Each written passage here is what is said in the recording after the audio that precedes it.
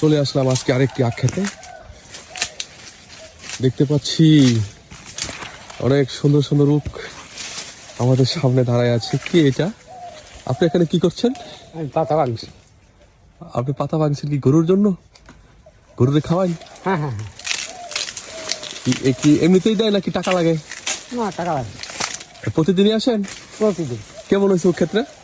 ভালোই তো। ভালোই। উখ ক্ষেত্রের মালিক কি আছে? হ্যাঁ, মালিক আছে। কোথায়? বাসায়। বাসায়। প্রতিদিন কি এসে পাতা ভাঙে নেন না? আচ্ছা, যাক।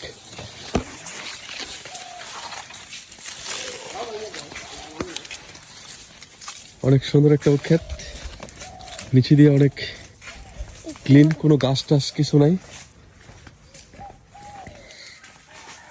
আমরা দেখি আখ ক্ষেতের মালিককে পাই কিনা।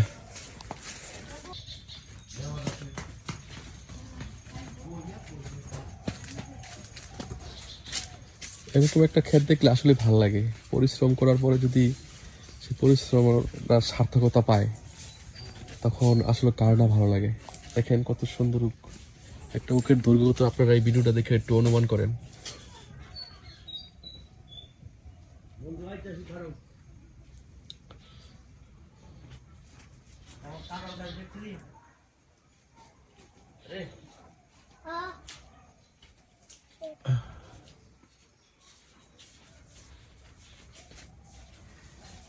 অনেক সুন্দর হয়েছে, অনেক ভালো হয়েছে। এটা এই উকটাকে বলে ফিলিপিনি উক। ফিলিপিনি দেশে এই উকটা অনেক বেশি চাষ করা হয়। আর যিনি কৃষক, যিনি এটার মালিক, তিনি দেখেন কতটা পরিশ্রমী, কতটা হার্ডওয়ার্ক করে এই ক্ষেতটাকে কত সুন্দর রাখছে। একটা ঘাস নাই, একটা পাতা নাই, একেবারে নিট অ্যান্ড ক্লিন। অনেক সুন্দর। কত করে দিস?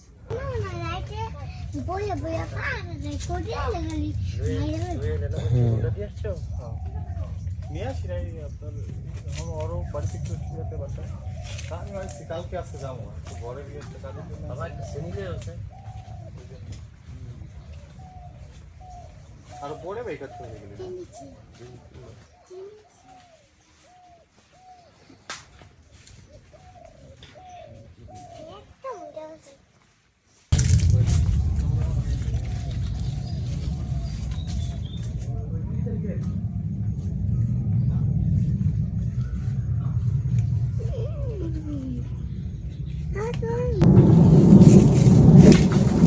এই আখ ক্ষেতের মালিকের সাথে কথা বলে জানতে পারলাম উনি খুব শীঘ্রই আখ ক্ষেতটা বিক্রি করে দিবে।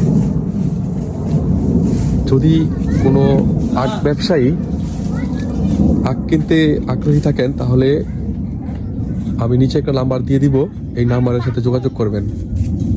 যদি আপনারা চান তাহলে এটা কাইটটা বাজারে বিক্রি করতে পারবেন। যদি কেউ গুড় করতে চান সেটাও পারবেন। আলহামদুলিল্লাহ, খুব সুন্দর একটা ক্ষেত হয়েছে। তো চেষ্টা করবেন যোগাযোগ করার জন্য।